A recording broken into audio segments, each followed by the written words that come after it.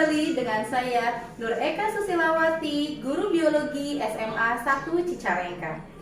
Ayo semua siswa kita lanjut kembali ke materi yaitu cara pelaporan karya ilmiah dan prosedur keselamatan kerja di laboratorium.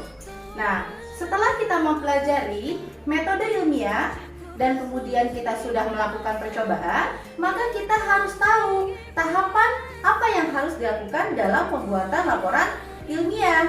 Ada beberapa tahapan. Yang pertama adalah membuat judul laporan, membuat prakata, daftar isi, pendahuluan, tinjauan pustaka, metode penelitian, hasil dan pembahasan, kesimpulan, daftar pustaka, dan lampiran. Itu adalah hal-hal yang harus ada dalam laporan karya ilmiah. Nah, selanjutnya kita masuk ke dalam bagaimana cara kita bisa menjaga kesehatan dan keselamatan kerja di laboratorium. Harus tahu dulu apa itu pengertian dari keselamatan kerja. Nah, keselamatan kerja itu setiap pekerjaan pasti itu ada resikonya, ya kan? Nah, maka dari itu kita harus menurunkan resiko tersebut. Jadi tingkat resiko tersebut ada yang kecil, ada juga yang besar. Keselamatan kerja di laboratorium merupakan usaha atau tindakan pencegahan agar di dalam kegiatan di laboratorium terhindar dari kecelakaan sekecil apapun. Nah, kemudian ada tata tertib di laboratorium. Yang pertama adalah alat-alat serta bahan yang ada di laboratorium tidak diperkenankan diambil keluar tanpa seizin guru. Kemudian, alat dan bahan harus digunakan sesuai dengan petunjuk praktik yang diberikan. Yang ketiga, bekerja di laboratorium hendaknya memakai jas laboratorium.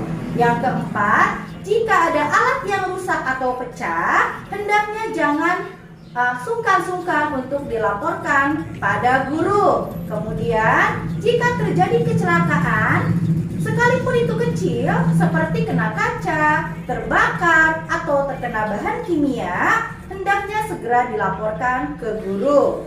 Tidak diperkenankan makan dan minum ataupun merokok, ya apalagi di dalam laboratorium. Sebelum meninggalkan laboratorium, meja praktikum harus dalam keadaan bersih, keran air tertutup, katup gas tertutup, dan kontak listrik tercabut.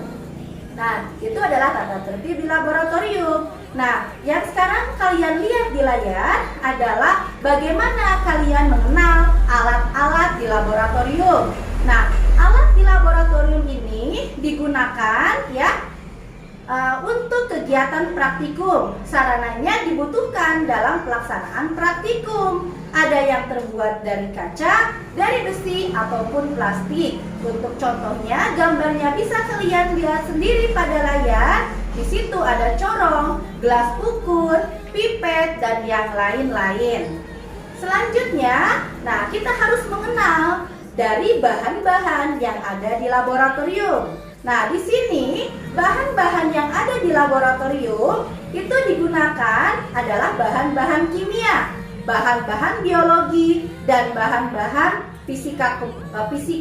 Nah, bahan-bahan kimia ini tersebut diantaranya ada aquades, ada asam klorida, ada ether, ada alkohol, ya. Nah, yang pada dasarnya bahan biologinya itu bisa berupa makhluk hidup, bisa berupa hewan, tumbuhan, virus, ataupun bakteri. Nah, setelah kita mengenal bahan-bahan, maka kita harus mengenal bagaimana prosedur kerja di laboratorium. Nah, pada layar Anda, kalian bisa lihat di situ ada gambar yang mudah meledak, ada gambar yang bahan-bahan mudah terbakar, ada bahan-bahan yang sangat mudah terbakar, kemudian ada bahan yang bersifat racun, bersifat korosif, dan bersifat toksik, ya. Nah, ada gambar-gambar lain atau simbol-simbol lain yang kamu perlu ketahui. Pada layar sudah Ibu cantumkan, tinggal kalian sendiri baca dan dipahami, ya. Nah, untuk materi pada hari ini Ibu cukupkan sekian. Kurang lebihnya mohon maaf. Tetap semangat belajar di rumah, jaga kesehatan. Wabillahi taufiq wal hidayah. Wassalamualaikum warahmatullahi wabarakatuh.